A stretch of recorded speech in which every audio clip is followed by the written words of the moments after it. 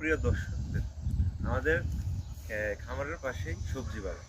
এখানে আমরা সবজি লাগাইছি, বিভিন্ন রকমের সবজি, মূলা আছে, ধনিয়া পাতা, বেগুন এবং কি টমেটো আছে।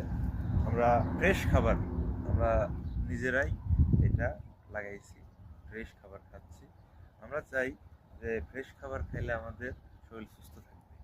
শরীর সুস্থ রাখার জন্য আমরা কাতারে এই পাথরের মধ্যে ফসল ফলাইছি। দেখুন কত সুন্দর সুন্দর বেগুন হয়েছে।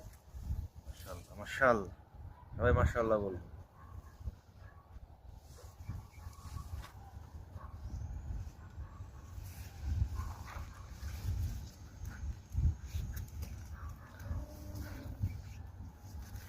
এই দেখুন এখানে টমেটো, কত সুন্দর টমেটো।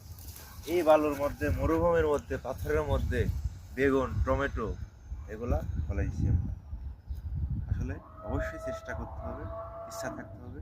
ইচ্ছা শক্তি থাকলেই অবশ্যই সফলতা পাওয়া